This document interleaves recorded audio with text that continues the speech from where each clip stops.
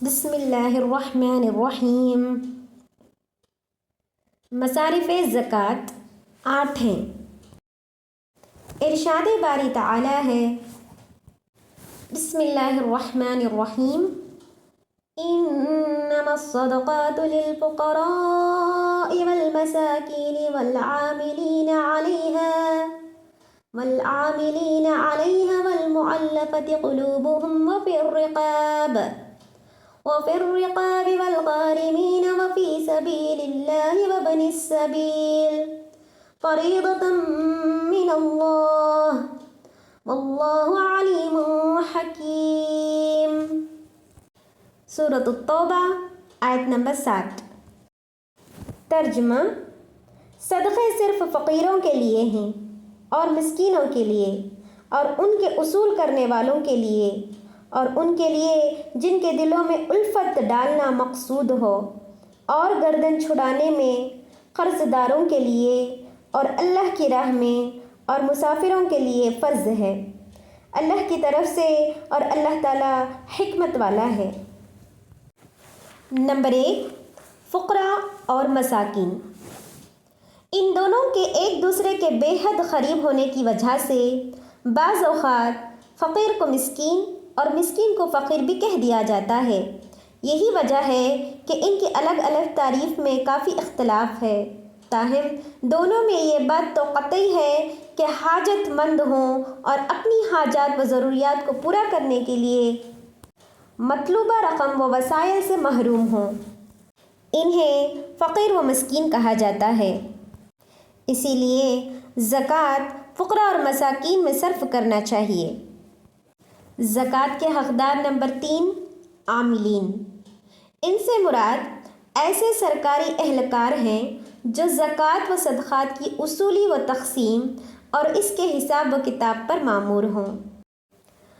عبداللہ بن Saadi رحمۃ اللہ علیہ بیان کرتے ہیں کہ وہ حضرت عمر رضی اللہ تعالیٰ عنہ کے پاس ان کے زمانے خلافت میں آئے تو ان سے حضرت عمر رضی اللہ تعالیٰ عنہ نے پوچھا، کیا مجھ سے جو یہ کہا گیا ہے کہ تمہیں لوگوں کے کام سپرد کیے جاتے ہیں اور جب اس کی تنخواہ دی جاتی ہے تو تم اسے لینا پسند نہیں کرتے؟ میں نے کہا، یہ صحیح ہے۔ حضرت عمر رضی اللہ تعالیٰ عنہ نے کہا کہ تمہارا اس سے کیا مقصد ہے؟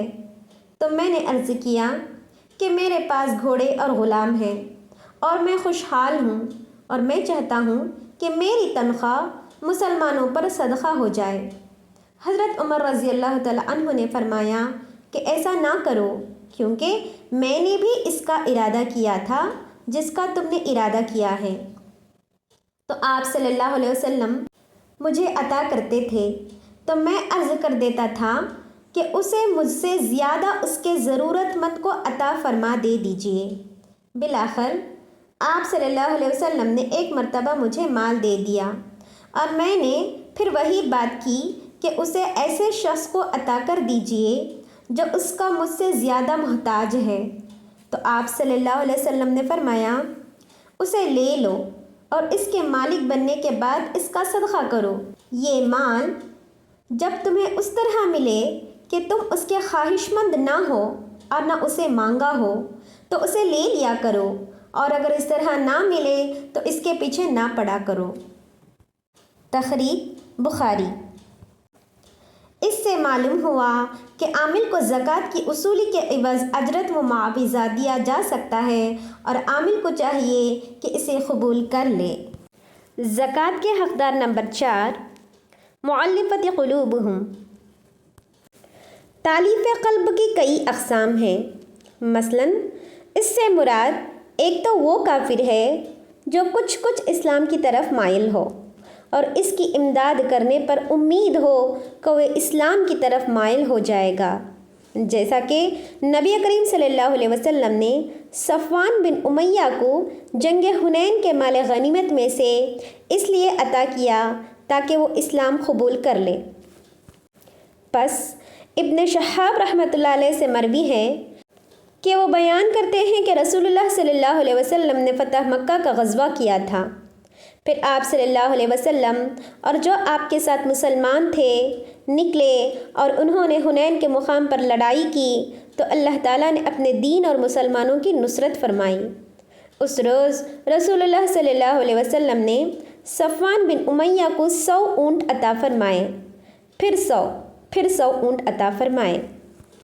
ابن شہاب رحمۃ اللہ علیہ بیان کرتے ہیں کہ مجھے سعید بن مسیب رحمۃ اللہ علیہ نے بیان کیا کہ صفوان بن امیہ نے کہا، اللہ کی قسم رسول اللہ صلی اللہ علیہ وسلم نے جو کچھ مجھے عطا کیا سو کیا، اور بلا شبہ آپ صلی اللہ علیہ وسلم میرے نزدیک لوگوں میں سب سے زیادہ قابل نفرت تھے۔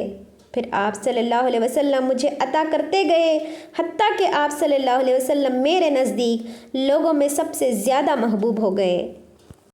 اس طرح حضرت انس رضی اللہ تعالیٰ عنہ سے مروی ہے کہ رسول اللہ صلی اللہ علیہ وسلم سے اسلام پر جس چیز کا بھی سوال کیا گیا آپ نے وہ چیز عطا فرما دی۔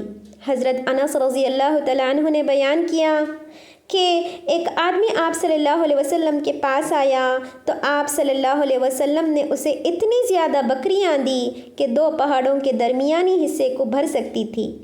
وہ اپنی قوم کی طرف واپس پلٹا تو اس نے کہا، اے میری قوم مسلمان ہو جاؤ۔ بلا شبہ محمد صلی اللہ علیہ وسلم اس قدر عطا کرتا ہے کہ فاقے سے بالکل بھی نہیں ڈرتا۔ مؤلفۃ قلوبہم کی دوسری قسم یہ ہے کہ اس میں 9 مسلم افراد شامل ہیں جن کو اسلام پر مضبوطی سے قائم رکھنے کے لیے امداد دینے کی ضرورت ہو تو ان کو زکوٰۃ دینی چاہیے۔ مؤلفۃ قلوبہم کی تیسری شکل یہ ہے کہ جن کو امداد دینے کی صورت میں یہ امید ہو کہ وہ اپنے علاقے کے دوسرے لوگوں کو مسلمانوں پر حملہ آور ہونے سے روکیں گے۔ زکوٰۃ کے حقدار نمبر 5 فی الرقاب، مطلب یہ ہے کہ گردنیں آزاد کرنے میں زکوٰۃ کا مال صرف کیا جا سکتا ہے۔ ابن عباس رضی اللہ تعالیٰ عنہ سے منقول ہے کہ آدمی اپنی زکوٰۃ کے مال سے غلام آزاد کر سکتا ہے۔ حضرت ابو ہریرہ رضی اللہ تعالیٰ عنہ سے روایت کہ رسول اللہ صلی اللہ علیہ وسلم نے فرمایا، اللہ تعالیٰ پر 3 بندوں کی مدد کرنا حق ہے، ایک اللہ کے راستے میں جہاد کرنے والا مجاہد، دوسرا ایسا مکاتب غلام جو ادائیگی کا ارادہ رکھتا ہے، اور تیسرا وہ شخص جو نکاح کا خواہش مند جو پاک دامنی کا ارادہ رکھتا ہے۔ حضرت براء بن عازب رضی اللہ تعالیٰ عنہ بیان کرتے ہیں کہ ایک آدمی آیا اور اس نے عرض کیا، اے اللہ کے رسول مجھے کسی ایسے کام کی رہنمائی کیجیے جو مجھے جنت کے قریب کر دے اور جہنم کی آگ سے دور کر دے۔ تو آپ صلی اللہ علیہ وسلم نے فرمایا، کسی جان کو آزاد کرو اور گردن چھڑاؤ۔ اس نے عرض کیا، اے اللہ کے رسول کیا یہ دونوں کام ایک ہی نہیں ہیں؟ تو آپ صلی اللہ علیہ وسلم نے فرمایا، کسی جان کو آزاد کرنا یہ ہے کہ تم اکیلے اسے آزاد کراؤ، اور اگر گردن چھڑانا یہ ہے کہ تم اس کی قیمت میں تعاون کرو۔ پس گردنیں آزاد کرنے میں زکوٰۃ کا مال دینا چاہیے۔ زکوٰۃ کے حقدار نمبر 6 غارمین یعنی مقروض۔ ان میں ایک تو ایسا شخص شامل ہے جو اپنے اہل و عیال کا خرچ پورا کرنے کے لیے قرض لے کر مقروض ہو گیا ہو، دوسرا ایسا شخص جس نے کسی کی ضمانت دی ہو پھر وہ اس کا ذمہ دار قرار پایا ہو، یا ایسا شخص جس کا کاروبار خسارے کا شکار ہو گیا ہو اور اس وجہ سے وہ مقروض ہو گیا ہو۔ ان تمام افراد کی مال زکوٰۃ سے امداد کی جا سکتی ہے۔ نبی کریم صلی اللہ علیہ وسلم نے ان تمام قسم کے مقروضوں کو سوال کا مستحق قرار دیا ہے۔ ابو سعید خدری رضی اللہ تعالیٰ عنہ سے مروی ہے کہ عہد رسالت میں ایک آدمی پر اس کے پھلوں کی وجہ سے مصیبت آ پہنچی جنہیں اس نے خریدا تھا، بس اس کا قرض زیادہ ہو گیا تو نبی کریم صلی اللہ علیہ وسلم نے لوگوں سے کہا کہ اس پر صدقہ کرو۔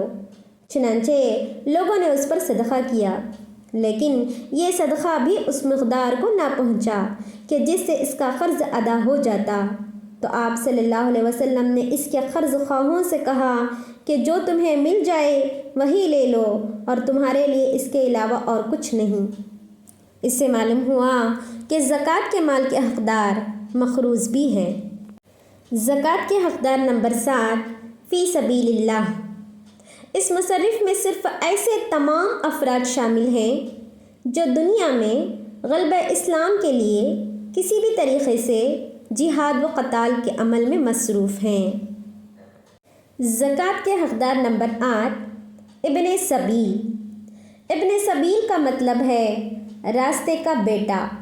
اس سے مراد مسافر ہے، یعنی اگر کوئی مسافر دوران سفر امداد کا مستحق ہو گیا ہو تو خواہ وہ اپنے گھر یا وطن میں صاحب حیثیت ہی کیوں نہ ہو، زکوٰۃ کی رقم سے اس کی امداد کی جائے گی۔